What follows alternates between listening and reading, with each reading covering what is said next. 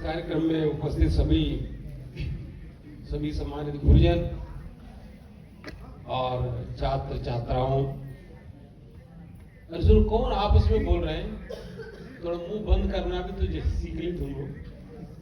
Mobile बंद करना तो सीख नहीं पाए हैं, कम से कम मुंह तो बंद रख ले।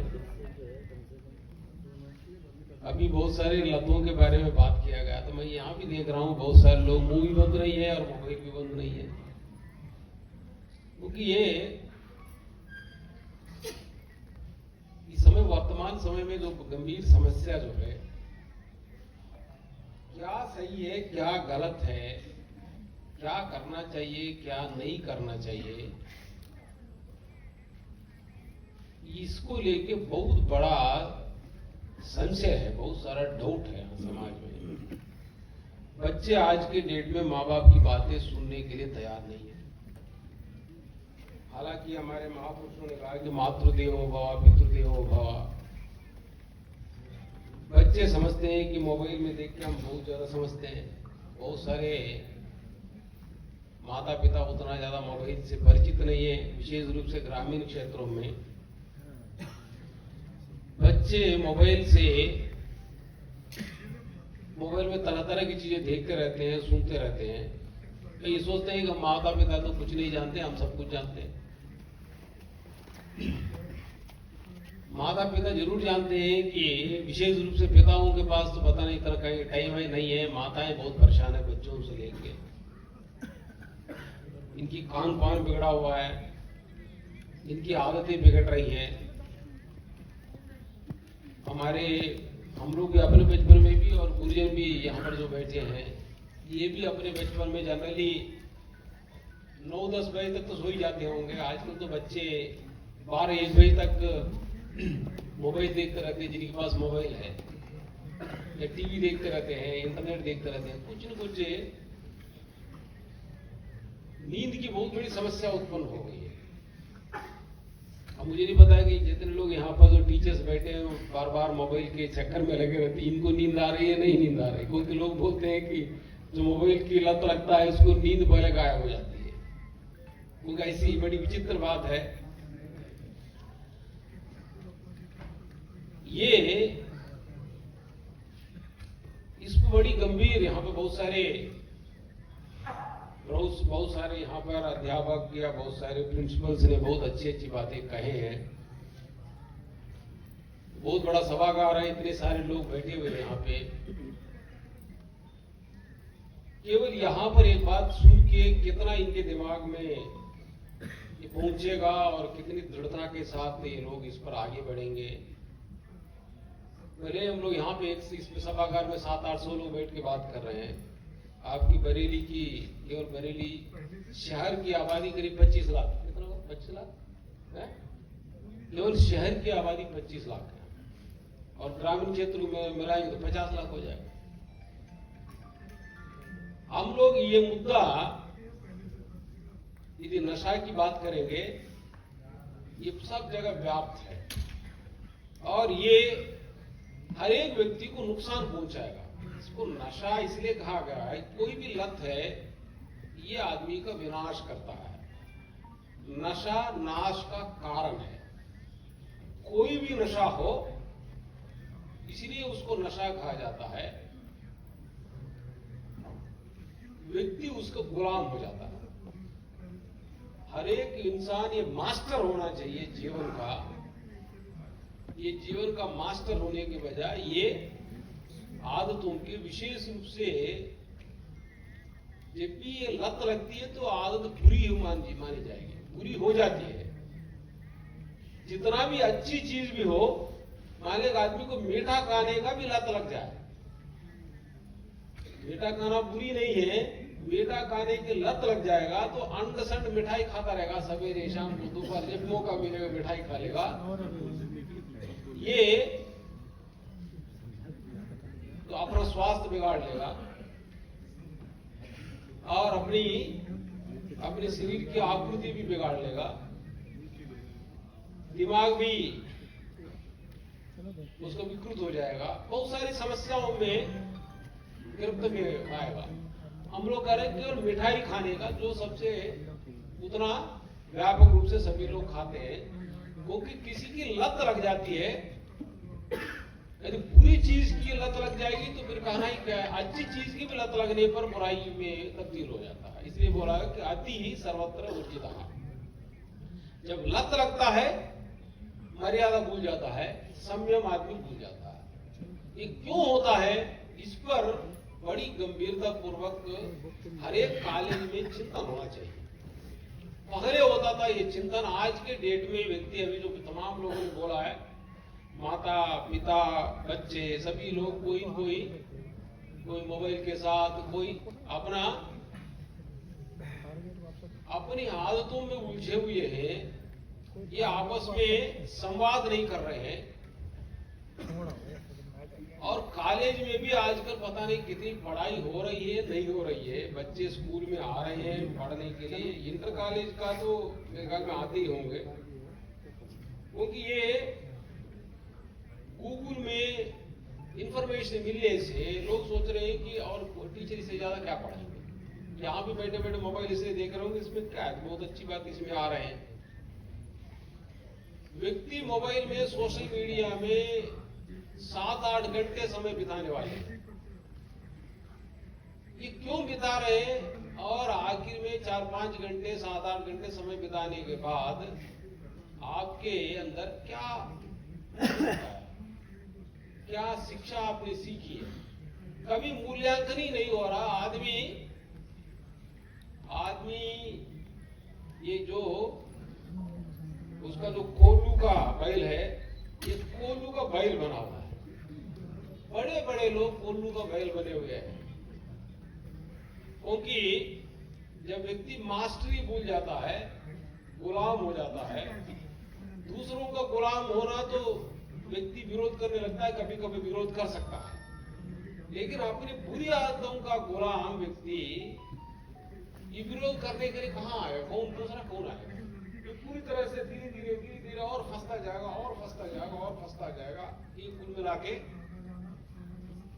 लाचार हो जाता है, अपनी जिंदगी के लिए स्वयं ही बर्डन बनता है। ऐसे लोगों के बल पर विकसित भारत नहीं बन सकते। देखो, विकसित भारत बनना ये बहुत बड़ा लक्ष्य है। ये विकसित भारत में ये कितना कंट्रीब्यूट करता है अलग बात है, लेकिन वो अपने जीवन को नरक बना रहा है। ये सारी समाज की भी जिम्मेदारी है, हर एक जागरूक व्यक्ति की जिम्मेदारी है। देश को भी बचाना है और उस व्यक्ति को भी बचाना है, क्योंकि समाज में अच्छी व्यवस्था कायम करने की जिम्मेदारी किसकी है। यदि पूछा जाएगा भाई किसकी जिम्मेदारी है, इसको समाज को अच्छा बनाना है, सामाजिक रूप से, आर्थिक रूप से, राजनीतिक रूप से, धार्मिक, आध्यात्मिक, कोई भी क्षेत्र हो, किसकी जिम्मेदारी है। जो व्यक्ति अपने को ईश्वर भक्त कहता है, अपने को देशभक्त कहता है, उनकी जिम्मेदारी है। आजादी आंदोलन में हमारे सारे महापुरुषों ने उस समय की गुलामी है, उससे लड़ने के लिए स्वप्रेरणा से आगे आए, तभी जाके हमारी देश उस गुलामी से मुक्ति पा लिया।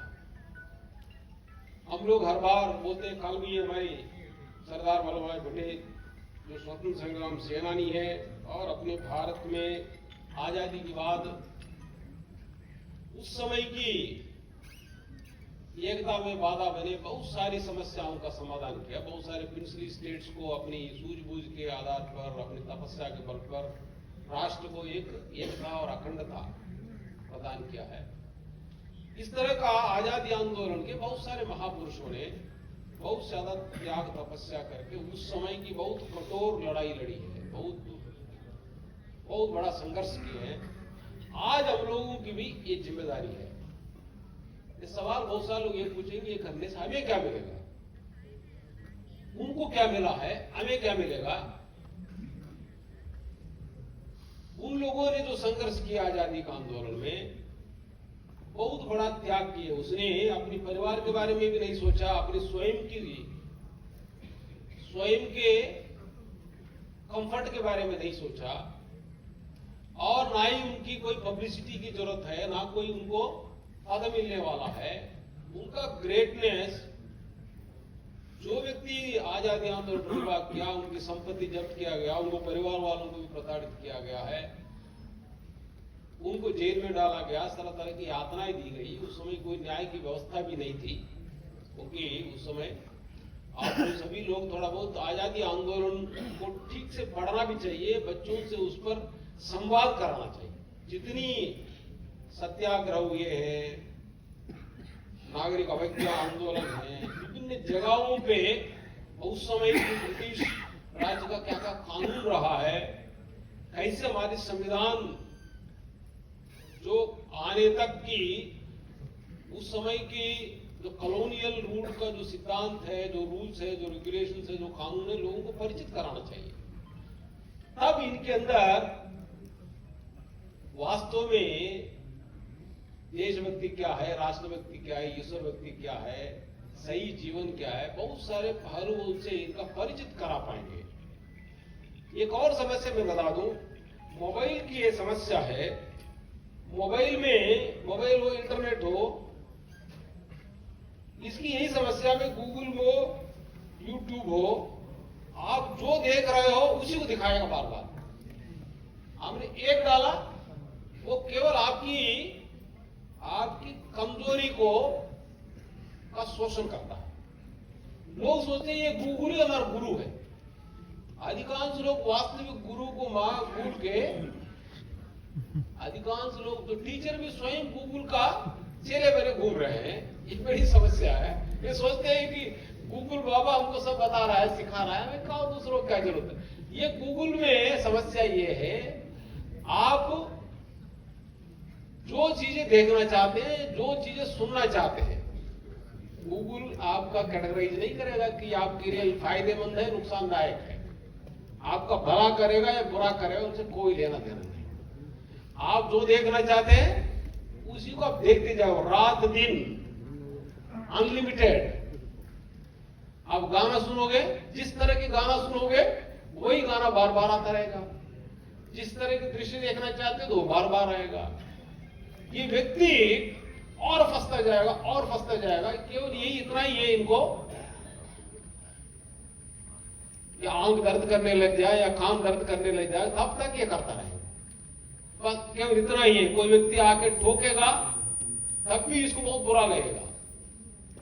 अपने आप कोई रोगग्रस्त हो जाएगा तभी ये लाचार होके, जब तक इनकैपेसिटेटेड नहीं हो जाएगा, ये डिस्फंक्शनल नहीं हो जाएगा, ये केवल पश्चाताप करने के अलावा कुछ बचेगा नहीं। ये टीनेज की बात हो रही है। टीनेज में तो और खतरा है, क्योंकि इनकी मन में कंट्रोल की क्षमता बहुत कम रहती है। आजकल तो सभी लोगों में मन का कंट्रोल धीरे धीरे खराब होता गया, कम होता जा रहा है। मन का कंट्रोल नहीं है, फिर उसकी हालत क्या होगा? कंट्रोल नहीं है और कोई व्यक्ति उसमें हस्तक्षेप करेगा, तत्काल बुरा लगेगा। आजकल हमने बहुत बार ये देखा है कि वो अपने माँ बाप से झगड़ा कर लेता है, भाई बहन से झगड़ा कर लेता है। कोई व्यक्ति कुछ देख रहा है, आपने मना कर दिया मोबाइल को। ये कुछ बहुत सारे लोग ऐसे हो गया, खाना बना रहे हैं तब भी ये मोबाइल देख रहे हैं। खाना का उसमें मिर्चा कम डाल दिया, नमक कम डाल दिया, ज्यादा डाल दिया, क्या क्या कुछ ज्यादा पका दिया, कम पका दिया, बहुत उल्टा पुल्टा काम चल रहा है। यदि हम लोग अब नहीं जागेंगे, ये बहुत देर हो जाएगा। ये गुरुजनों की बहुत बड़ी विशेष जिम्मेदारी, हर बार समाज में जहां भी जगाना है, यह आप लोगों का ये बहुत बड़ा पुण्य का काम है। वैसे तो यूथ भी कर सकता है, एनसीसी एनएसएस के भी हो, कोई व्यक्ति है। एक और बात बता दें, जो व्यक्ति ये करेगा उनका जीवन इस समय, चूंकि समस्या और गंभीर है, संवाद आयोजित करना पड़ेगा हर जगह। संवाद ही एकमात्र समाधान है। सभी महापुरुषों ने कहा समस्या कितना भी गंभीर हो, समाधान उस पर, चूंकि हर एक व्यक्ति के अंदर ये भगवान की ऐसी व्यवस्था है, कभी भी ये चित्त में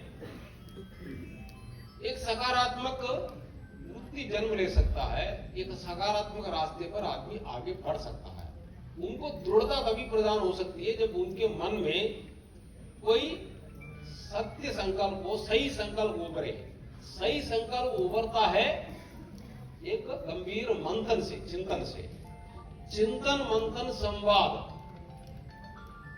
इसके अलावा और कोई रास्ता नहीं है। अनेक महापुरुषों ने, भारत भूमि ऋषि मुनियों का देश है, बहुत सारी समस्याओं से भारत भूमि में गुजरते वक्त भी इन सारे समस्याओं से हम लोग कैसे मुक्ति पा सकते हैं, ऐसे ऐसे रहस्यपूर्ण बातें, गंभीर बातें गहराई से हमारे ऋषि मुनि लोगों ने समझाया। बहुत बड़े बुद्धिमानों की सभा में याज्ञवल्क्य जी बड़े ऋषि है, उनसे पूछा गया कि सब चारों ओर नकारात्मकता का वातावरण चल रहा है, इसको आगे बढ़ने के लिए, इससे मुक्ति पाने के लिए क्या किया जाए? तो याज्ञवल्क्य जी ने भी ये कहा कि स्वार्थ भावना, लोभ की भावना, अपनी आपकी पाखंड और झूठ छोड़ के संवाद किया जाए। यदिदं सर्वं मृत्युना आप्तं मृत्युना अभिपन्नं केन यजमानः मृत्योराप्तिम् अतिमुच्यते थी। ये सवाल पूछेगा सभा में। तो याज्ञवल्क्य जी ने, आपको समझ में आ गया? ये बहुत अच्छी बात है। यदिदं सर्वं मृत्युना आप्तं मृत्युना अभिपन्नं केन यजमानः मृत्योराप्तिम् अतिमुच्यते थी। यदि सब जगह मृत्यु का राज्य है, यहाँ पे मृत्यु ने सबका आक्रमण कर रखा है। मृत्यु मीन्स नकारात्मक, मृत्यु लास्ट बोलते हैं हम लोग। जो भी लत है अल्टीमेटली मृत्यु को ही ले जाता है। आदमी के अंदर की प्राण शक्ति को जो घटाता है वही मृत्यु है। जो व्यक्ति को बीमार कर दे, मानसिक रूप से, शारीरिक रूप से और बीमार कर दे, ये धीरे धीरे जो नाश की ओर ले जाए वही मृत्यु है। ये मृत्यु ने आच्छादित कर रखा है। इससे उबरने के लिए क्या रास्ता है? तो याज्ञवल्क्य जी ने कहा है कि जो अयं वाक् अयमग्निः वाक् वै यज्ञस्य होता। जो अयं वाक् अयमग्निः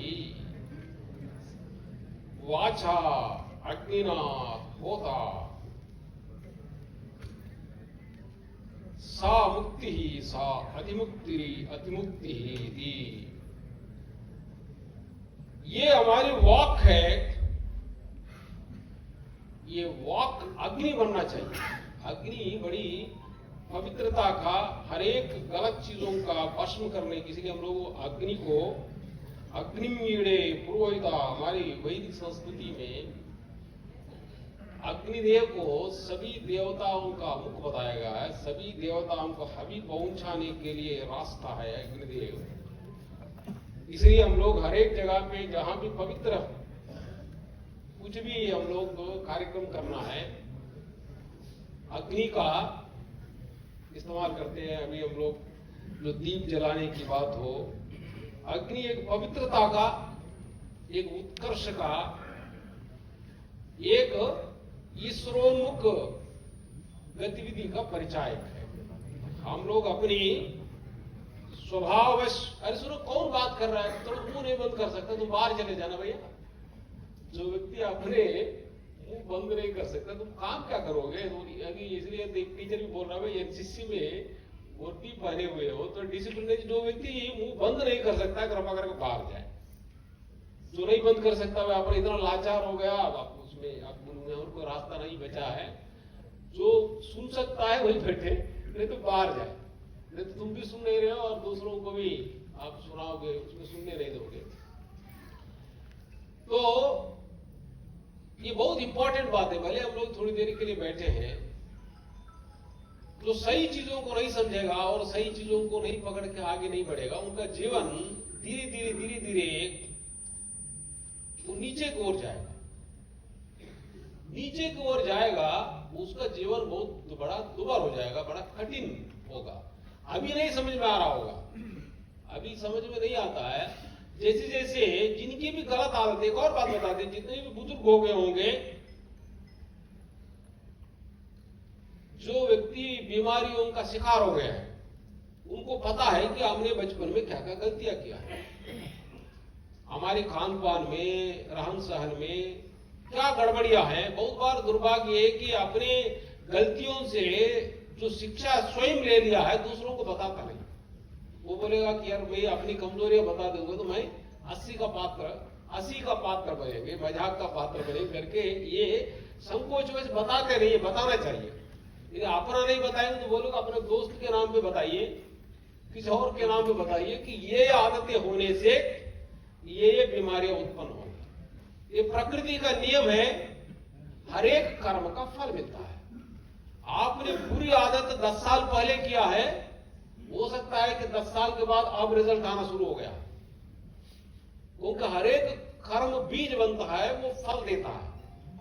तत्काल फल नहीं मिलते। बहुत बार सोचते हैं यार मैंने गलती किया लेकिन तत्काल फल नहीं मिला है, क्योंकि जैसे मिर्च का बीज डाल दिया है, मिर्च आने में हो सकता है कि 3 महीने 6 महीने लगेगा, लेकिन आपने अमरूद का बीज डाल दिया, अमरूद का फल आने में हो सकता है कि 2-3 साल लगेगा। आम का यदि डाल दिया तो 5 साल लगेगा। ऐसे हर एक कर्म का फल जरूर होता है, लेकिन उसको टाइम डिफरेंट है। आदमी सोचता है कि मुझे रिजल्ट अभी तो नहीं आया और गलत करेगा, लेकिन इसका आएगा, टाइम गैप है।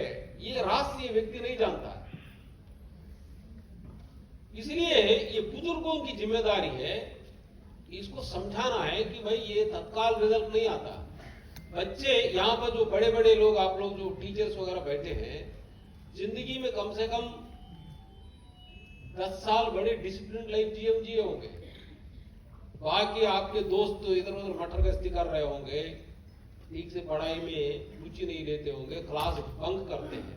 बंक बोलते क्या बोलते हैं? क्लास बंक बोलते हैं आपको? नहीं,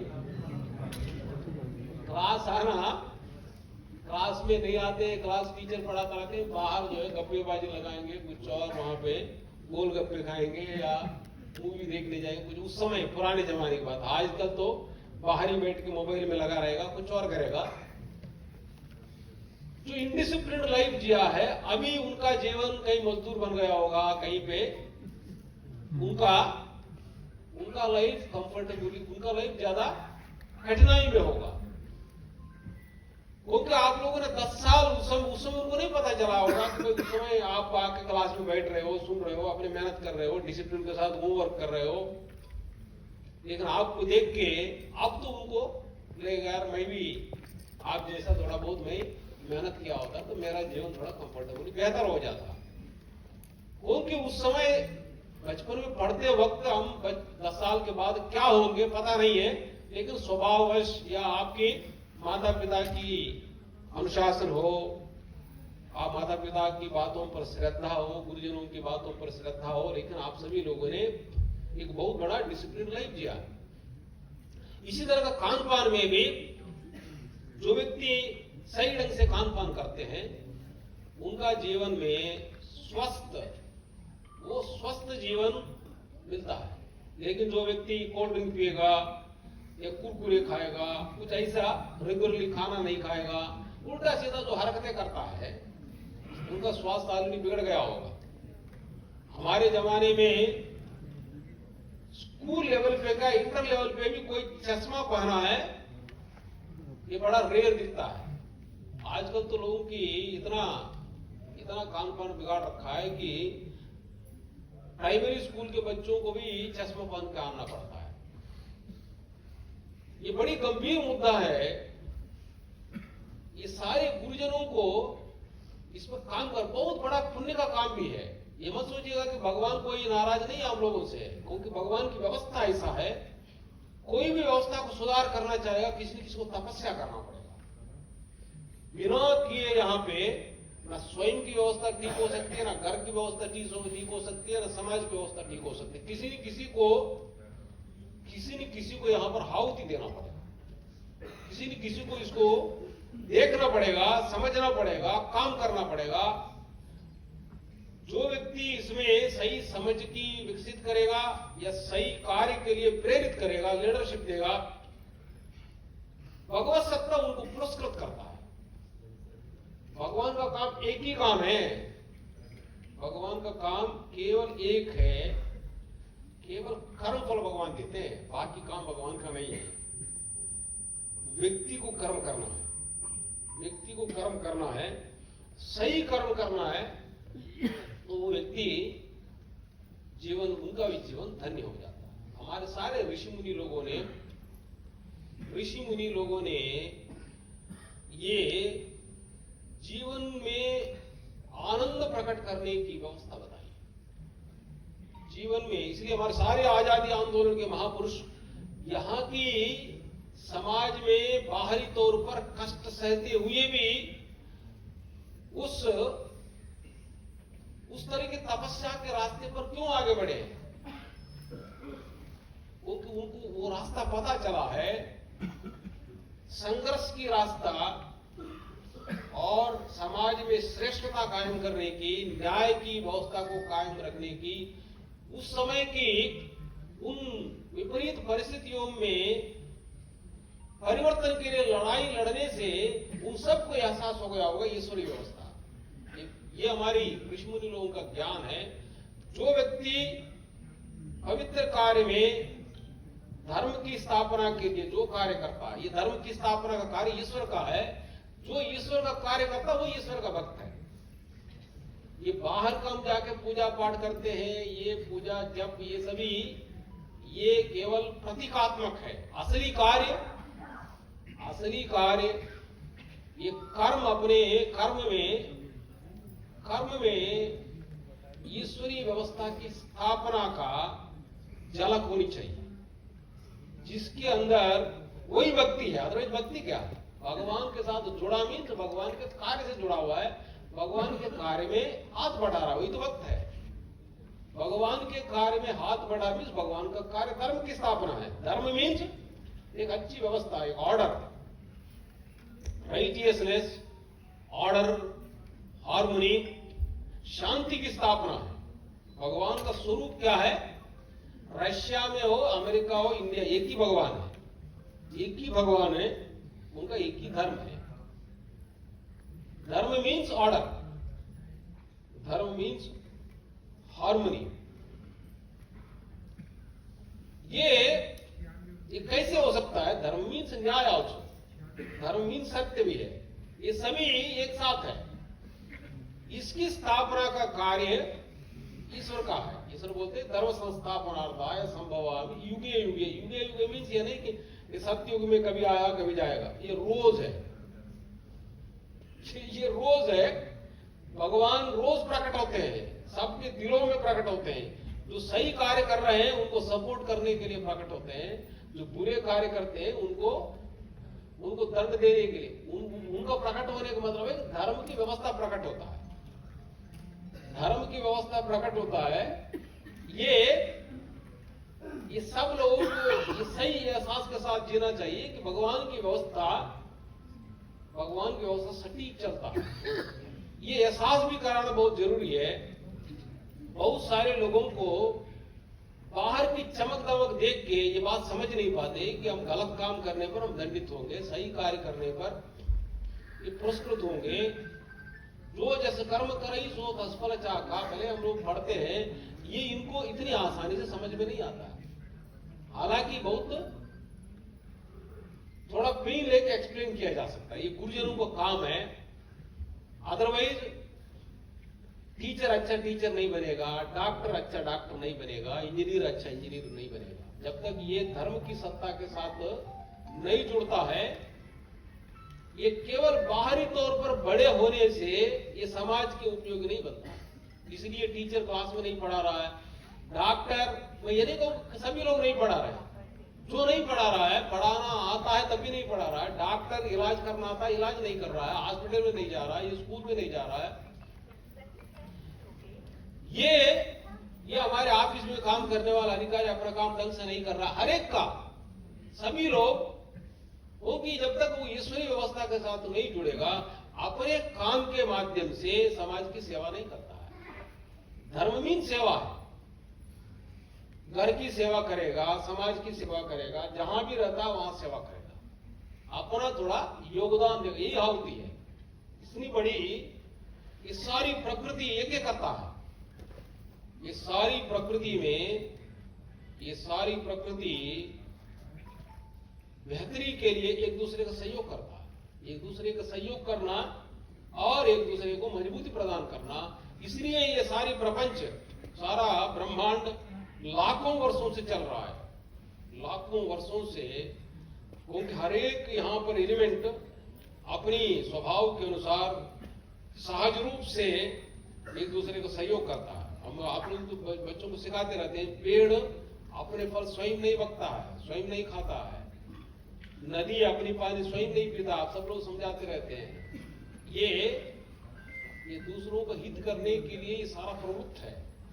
इसलिए यहां पर ये ब्रह्मांड हजारों वर्ष से चल रहा है। This is called cosmos, there is supreme order here, there is supreme harmony in the existence.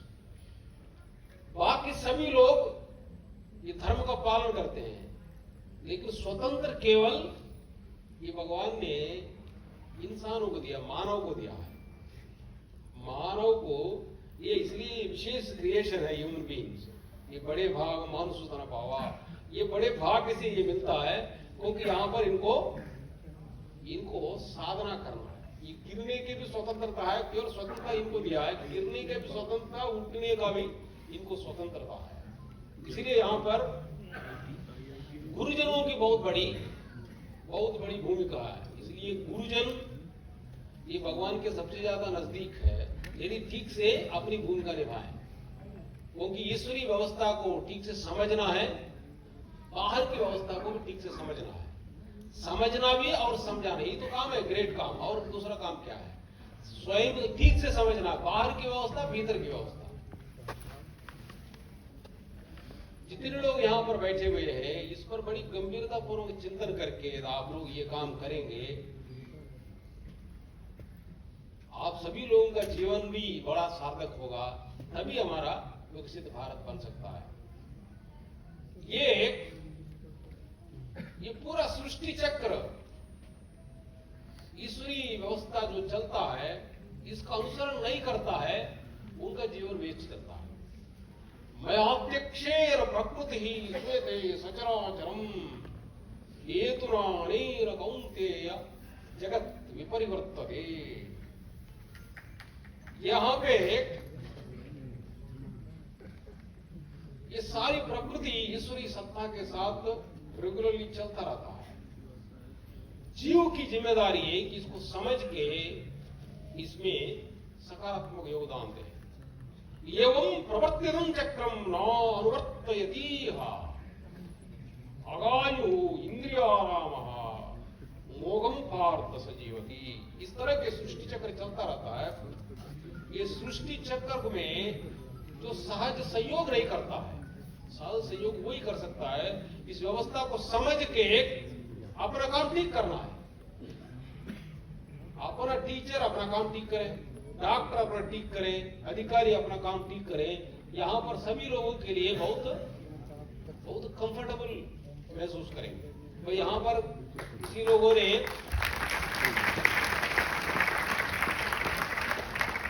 यहां पर अभी आप लोग 700 लोग बैठे हैं, हम लोग बैठ के बात कर रहे हैं, किसी ने तो इमेजिन किया इतना बड़ा योगदान तो दिया, तभी तो हम लोग बैठ के बात कर रहे हैं। माइक सिस्टम भी है, टेक्नोलॉजी का, इन सभी का। ये नहीं कह रहे कि हम लोग तो कुछ नहीं किया, बहुत कुछ अच्छा भी हुआ है, लेकिन बहुत कुछ बिगड़ा भी है। तो ये लोग इतना ज्यादा नहीं बिगड़ा। आजादी आंदोलन में हमारे महापुरुषों की समस्या है, वो बहुत बड़ी समस्या है, उनको बहुत बड़ी तपस्या करनी पड़ी। हम लोग को उतना मेहनत नहीं करना है, हमको थोड़ा जागृति लाना है, थोड़ा मेहनत करना है, थोड़ा एक दूसरे के साथ जुड़ के सहयोग देते हुए एक बढ़िया कार्यक्रम करना है। तो आप सभी लोगों से केवल मेरा प्रार्थना है, आप लोग ये बड़ा पवित्र कार्य है, यही कर्मयोग है। कर्मयोग, ये कर्मयोग शब्द कैसे इस्तेमाल हुआ? कर्म, कर्मचारी, कर्मयोगी। कर्मचारी सभी लोग, कर्मचारी वो है जो काम के लिए जो मेहनताना मिलता है उतना काम करता है। कम से कम काम का मेहनताना मिला, नौकरी मिली है, मेहनताना मिला है, तो हम लोग कम से कम उतना काम हम करें, पॉजिटिव काम करें, सकारात्मक काम करें। लेकिन बहुत सारे लोग वेतन मिल रहा है काम करने में, आपको पढ़ाने के लिए वेतन मिल रहा है, या प्रिंसिपल है सारे स्कूल को बेहतर ढंग से संचालन करने के लिए मिल रहा है, लेकिन आप सोच रहे हो हमारे ऊपर कोई दबाव नहीं है, कोई मुझे कोई डांटेगा डपटेगा, कोई मेरे शिकायत करेगा, कोई। बहुत सारे लोग दबाव प्रभाव के बिना स्वयं अपने सुमोटो काम नहीं करना चाहते। भाई आपको मेहनताना मिला है, आपको काम, अपने काम जानते हो, अपने कम से कम उतनी मेहनतानी के बराबर तो काम करिए, जितना आप लेते हो कम से कम उसका उतना। अदरवाइज आदमी ले और काम ना करे तो व्यवस्था कैसे टिकेगा? ये बेसिक चीज है। और दूसरा व्यक्ति काम चोर है, वेतन तो लेगा, काम नहीं करेगा। कुछ और लोग हैं स्वयं तो करेंगे नहीं, और दूसरे व्यक्ति कर रहा है उसको भी बिगाड़ देंगे। ऐसे भी लोग हैं, अरे भाई क्यों काम कर रहा है यार, तू गधे बन के काम कर रहा है, बाकी सब देखो कैसे मजा काट रहा है। कौन सा मजा काट रहा है? जाके कोई गप लगा रहा है, गोल गप्पा खा रहा है और फालतू चीजें मोबाइल में खेल रहा है, और इधर वो कह रहा है बहुत बड़ा, देखिए कितना मजा है। ये कैसी मजा है? ये विकृति को लोग समझते हैं कि अपना काम ना करके मटरगस्ती करने को मजा। अब इमेजिन करिए कि अनुशासनहीनता को, गलत चीजों को देखिए, दृष्टि देखिए लोगों की दृष्टि देखिए कि काम करने में मजा नहीं आता है, फालतू चीजों में आदमी को मजा आता है।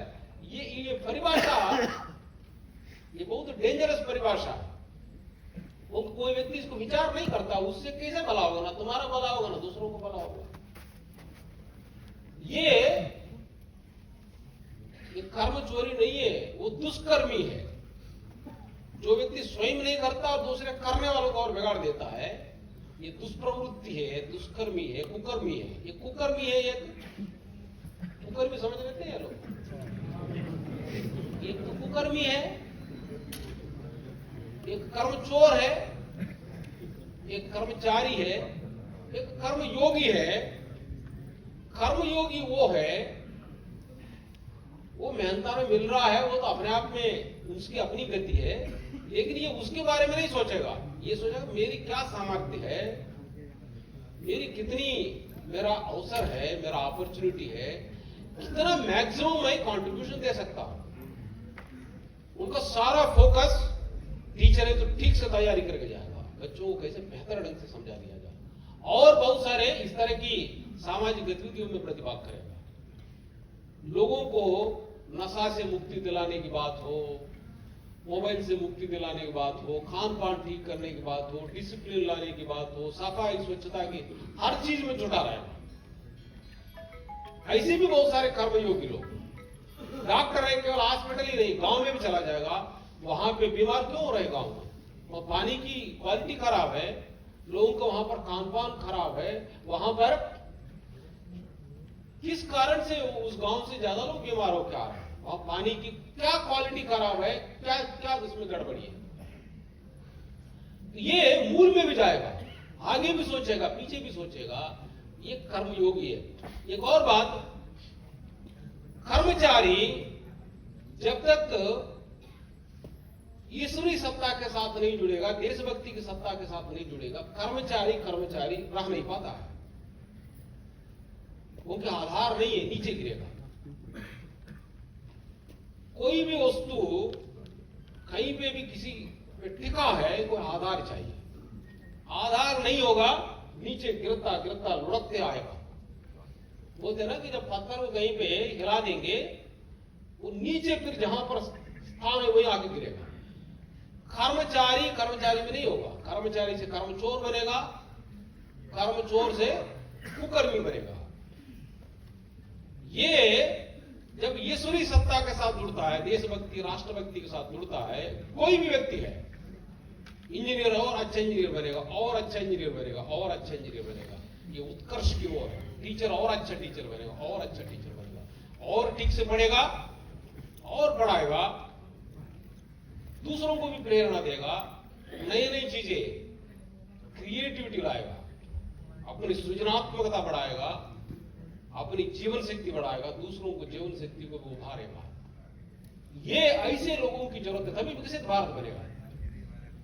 जो माननीय प्रधानमंत्री बोलते रहते भाई ट्रांसफॉर्मेशन लाना है, रिफॉर्म ट्रांसफॉर्म करना है, नई नई चीजें सीखनी पड़ेगी, क्रिएटिविटी होनी पड़ेगी, इनोवेशन चाहिए, हर एक जगह पे बेहतरी के बारे में सोचना है। ये कर्मयोग है। योगा कर्मसु कौशलम, कर्म में और कैसे कुशलता है, वही व्यक्ति का जीवन धन्य है। कर्म योगी बनने पर उसको क्या मिलता है, यहां क्या मिलता अलग बात है। केवल कर्मयोग में प्रवेश करने पर ईश्वरी सत्ता का उनका करंट लगता है। जो व्यक्ति कर्मयोगी बनेगा या कर्मयोग में प्रवेश करेगा, योग वो गतिविधि है जिससे अदृश्य सत्ता के साथ संपर्क में आने का विधि विधान है। योग शब्द इस्तेमाल तभी हुआ है, योग आपके अंदर की जो जीवात्मा है वो परमात्मा के साथ अपना संबंध जोड़ता है, वास्तव में लिंक जुड़ता है उसी से, अदरवाइज कोई रास्ता नहीं है। योग ही एक मार्ग है। योग मीन्स डिसिप्लिन, अतः योग अनुशासनम। डिसिप्लिन के माध्यम से व्यक्ति तरह तरह के डिसिप्लिन चाहिए, फिजिकल डिसिप्लिन भी चाहिए, मेंटल डिसिप्लिन भी चाहिए, ऑफिस डिसिप्लिन का चाहिए, होम डिसिप्लिन का, खाने का डिसिप्लिन, सोने का डिसिप्लिन, हर एक जगह पर डिसिप्लिन का पालन करता है। वो व्यक्ति दुख को, भय को, जितनी भी नकारात्मकता को, इनसे सब ऊपर उठता है, ऊपर उठता है। ये जो मृत्यु का साम्राज्य है इससे ऊपर उठता है। इसलिए मृत्योर्मा अमृतंगमया, वही व्यक्ति वही अमृत से, योग से स्वयं का भी दुख से, स्वयं के दुख से भी पार पाता है और दूसरों को भी दुख से उबार लेता है। तम विद्यात दुख संयोग वियोगम योग संगीतम सनिश्चयेन योक्तव्यो योगो अनिर्विन्न चेतसा। भगवान निर्देश देते हैं, तम विद्यात दुख संयोग वियोगम योग संगीतम। दुख का संयोग है, हर एक जीव का दुख से संयोग है, संयोग का विच्छेदन करता योग। जब व्यक्ति कर्म समाज की बेहतरी के लिए काम करने लगता है, अपने कर्म को जब पूजा बनाता है, कर्म ही पूजा है और कोई पूजा नहीं है, कर्म ही पूजा है। जब अपने कर्म के माध्यम से ईश्वरी व्यवस्था को मीन्स बेहतरी के लिए कार्य करता है, तब व्यक्ति को ईश्वरी सत्ता के साथ संबंध जुड़ता है, तभी वास्तव में जीवन में सही रस होता है। मैं राजेश सक्सेना ने कहा कि भाई ये नशा, इसको नशा शब्द गलत है इसका, तो बहुत बार वही शब्द इस्तेमाल करने पर आदमी जो है, हालांकि उन्हें पॉजिटिव सेंस में इस्तेमाल किया। ये एक तो इंद्रिय रस है, इंद्रिय रस, बाहरी चीजों का रस, ये नशा की ओर ले जाके, लत की ओर ले जाके नीचे गिरा देगा। ये रस, ये भक्ति का रस है, ये डिसिप्लिन का रस है, और ये सुकृत है। यत्वयि सुकृतम रसो वै सहा रसम ही अयं लब्ध्वा आनंदी भवति साही आनंदयाति। वेद की घोषणा है। जब व्यक्ति ये सुकृत कार्य करने लगता है, सुकृत कार्यों से एक रस पैदा होता है, अलौकिक रस है। ये केवल आपकी आत्मबुद्धि से ग्रहण करने वाला, जब आपकी बुद्धि आत्मा के साथ जुड़ता है, ये आत्मबुद्धि से प्राप्त होने वाला रस है। सुखम आत्यंतिकम यत्तद् बुद्धिग्राह्यम अतीन्द्रियम वेत्ति, आपकी अतीन्द्रिय रस है ये अलौकिक रस। हमारे ऋषिमुनि लोगों ने इसको देखा है। इसका प्रारंभ कर्मयोग से है। इसकी बहुत बड़ी महिमा है। जो व्यक्ति इसको नहीं जानेगा उनका जीवन बहुत सुपरफिशियल जीवन जीते। बड़े बड़े लोग, बड़े बड़े राजनेता, बड़े बड़े अधिकारी, बड़े बड़े टीचर, बड़े बड़े इंजीनियर, बड़े बड़े डॉक्टर, ये सारे जीवन व्यर्थ जीते हैं जो इस रस को नहीं जानते हैं। कबीर साहब सवाल पूछते हैं, खारे बड़े आदमी बने, खारे बड़े इंजीनियर बने, करे बाड़े चोरे बड़ी बुद्धि, जैसे पूर्व उजारी का मिथ्या लगी जर जाए। खारे बड़े कुरु बजे, जो भी यहां की जो पद प्रतिष्ठा पैसा जो भी है, जो बाहर बड़ा कहलाने के लिए जो बने हैं, क्या फायदा हुआ? सद्बुद्धि नहीं हुई है, सत्य की बुद्धि नहीं आई है, कर्मयोग में प्रवेश नहीं किया है। जैसे फूल उजारी का, ऐसा कबीर साहब बोलते हैं, ऐसा फूल है। अब मेरे ख्याल में यहां पे भी होगा, जो सेमल का फूल है, सेमल का पेड़ में फूल दिखने में बड़ा सुंदर दिखता है, लेकिन वहां पे पशु पक्षी भी नहीं जाते, क्योंकि वहां पे ना स्मेल है ना उसमें मकरंद है, ना उनकी, केवल दिखावा के लिए है ये। उसको वो केवल मिथ्या लगी गिर जाए, उसमें फल भी नहीं आता है। केवल सेमल का क्या सेमर तेरी शाखा बड़ा है, फूल अनुपम बानी, खेती शास्त्र को लागी रहे, देखत रुआ उड़ानी। कबीर साहब ने बोला कि उसको सेमल का पेड़ को बड़ी, हालांकि हमारे ऋषिमुनि लोगों ने प्राकृतिक रूप से जो एग्जाम्पल से बड़ी गहराई से ऑब्जर्व करते हैं। कुछ पक्षी लगी रहती है उसमें, तो ये फल बड़ा सुंदर दिख रहा है, इसमें कुछ मिलेगा, लेकिन उसमें ये सेमल के पेड़ में केवल रंगीन फूल आते हैं, उसमें ना फल आएगा, ना मकरंद है, ना स्मेल है। इसी तरह का आदमी बड़ा इंजीनियर बना, बड़ा डॉक्टर बना, बड़ा टीचर बना, बड़ा अधिकारी बना, लेकिन समाज के लिए कोई उपयोगी काम नहीं किया है, वो व्यक्ति उजाड़ का, ये उजड़ा हुआ व्यक्ति है, ये उजाड़ का फूल है। उससे मिथ्या जीवन जीते हैं और मिथ्याई व्यर्थ जीवन जीते हैं। बहुत सारे लोग व्यर्थ जीवन जीते हैं, चले जाते हैं। कि व्यर्थ जीवन जी के चले जाने से भगवान की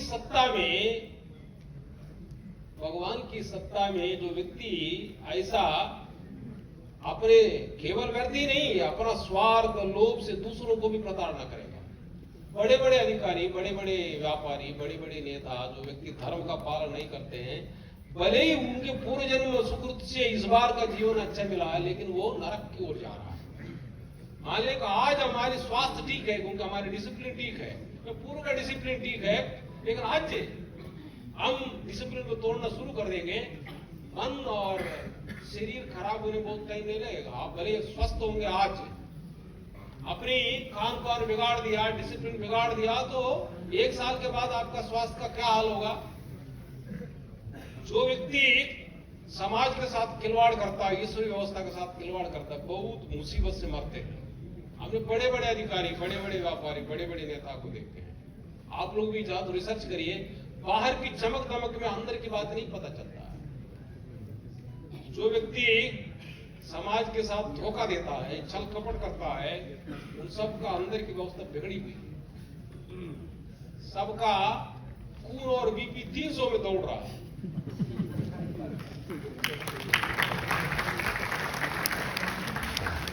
दवा खा खा के जीते हैं बड़े बड़े लोग। दवा को भोजन टाइप का बना रखा है, क्योंकि अंदर की जो जो सहज प्रवाह है उनका सूख जाता है, ईश्वर उनका प्राण खींच लेते हैं, ऐसी ईश्वरी व्यवस्था है। तो खुराफात करे और मजे काटे ऐसी व्यवस्था नहीं है। खुराफात करे और मजे काटे, जितना भी बड़ा आदमी है ऐसा हमारे ऋषि लोगों ने बहुत गहराई से देखा है। तो इसलिए इतना बहुत है समझदारों के लिए।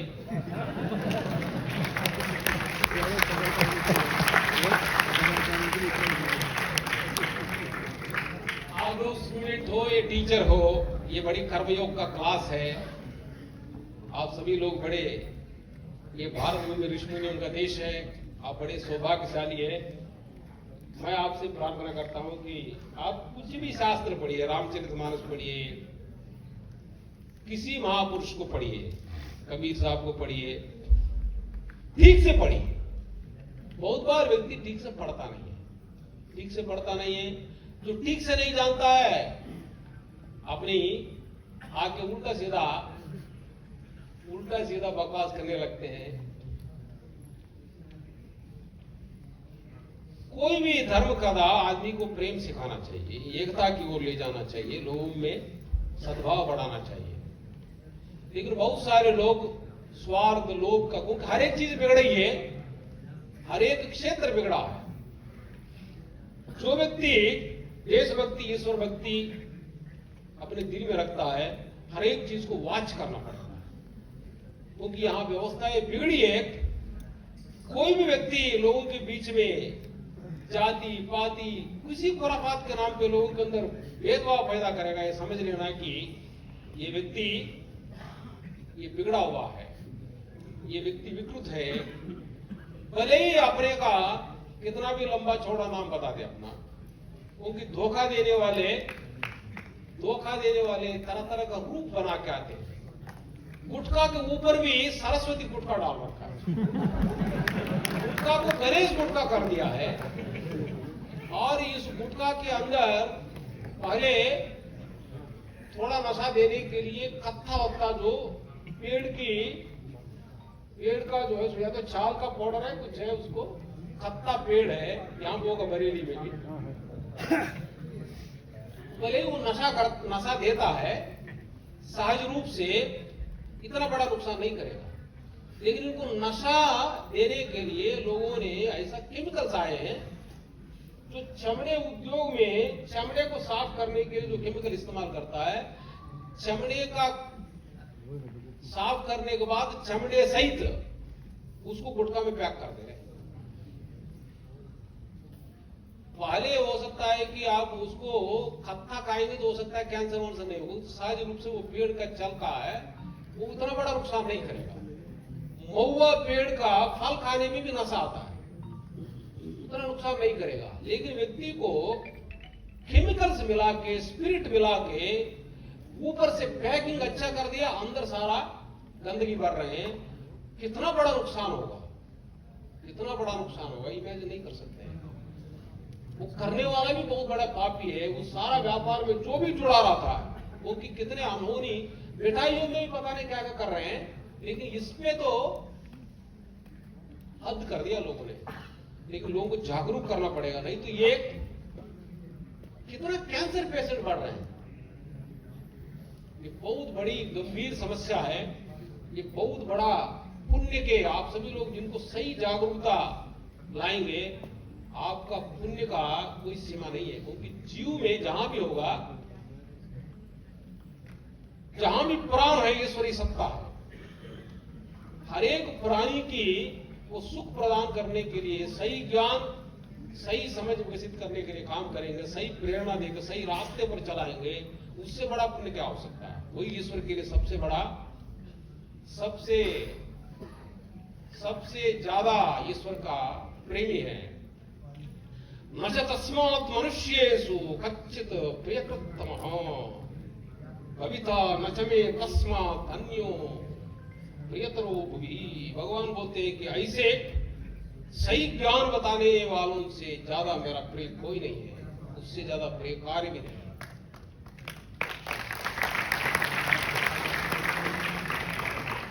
आप सबसे प्रार्थना करता हूं इस पर और ठीक से गंभीर, पूरा डिसिप्लिन के साथ इसको, सही चीजों को समझें, ये सबसे बड़ा ईश्वरीय कार्य है।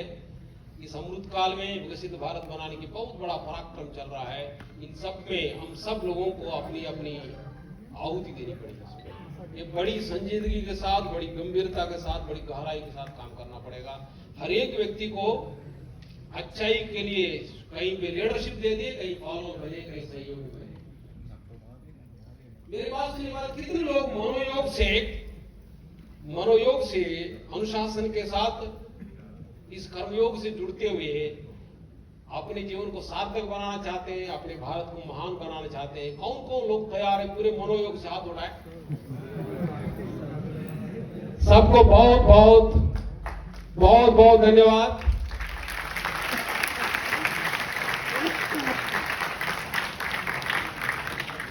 इस भव्य सभागार में इस बरेली के लिए कोई भूपेंद्र जी के, मैं इनको अभी 3-4 दिन पहले बोला था कि भाई एक बड़ा कार्यक्रम करना है और ईश्वर के कृपा से, आशीर्वाद से हम लोग यहाँ पर ये कार्यक्रम आयोजित किया। इसको आगे बढ़ाना है, ये ईश्वर का कार्य है, देश का कार्य है। हम सब लोगों को बड़ी गहराई से अपने काम भी ठीक करना है और कर्मयोग की भावना को आगे बढ़ाते हुए नशा मुक्ति और अच्छाई के लिए लोगों को प्रेरित करना है। बहुत विश्लेषण करके बड़े सटीक ढंग से अपने अपने ढंग से लोगों को समझाना, अपनी अपनी काबिलियत के आधार पर और गहराई से रिसर्च करिए, लोगों को और अच्छी अच्छी बातें समझाइए। समझा के एक विकसित भारत बनाने के लिए एक महत्वपूर्ण भूमिका अदा करना है। मेरी पूरी आशा है, मैं ईश्वर से प्रार्थना करता हूं हम सबको ताकत दें। इस अमृत काल में हम सब लोग पूरी अपनी आपस में प्रेम, सद्भाव, सामंजस्य के साथ एक बड़ी गहरी अभियान, बड़ा व्यापक अभियान चलाते हुए विकसित भारत बनाने में हम सब लोग अपना पूरा योगदान देंगे। इन्हीं शब्दों के साथ सबको बहुत बहुत शुभकामनाएं। जय हिंद, जय भारत। मुझे लगता है कि निश्चित ही इस उद्बोधन के बाद कुछ कहने को अब शेष है नहीं, और बहुत सारे मंचों के संचालन में विगत कई सालों से करता आ रहा हूं, लेकिन पहली बार ऐसा हुआ है कि जब मैंने भी अपनी कॉपी का पन्ना भरा किसी के उद्बोधन से, तो निश्चित ही एक बार जोरदार तालियां करके लिए वास्तव में हृदय स्पर्शी, सर्वस्पर्शी आपका उद्बोधन हम सब लोगों को प्रेरणा देने वाला और अंतरात्मा को एक बार झकझोर देने का कार्य आपने जो किया है, इसके लिए हम सब बहुत बहुत साधुवाद आपको देते हैं सर। और इसी क्रम में फ्यूचर यूनिवर्सिटी के अंदर मद्य निषेध विभाग द्वारा बहुत सारी प्रतियोगिताएं ऐसे हुई हैं, पोस्टर प्रतियोगिता, निबंध प्रतियोगिता इत्यादि।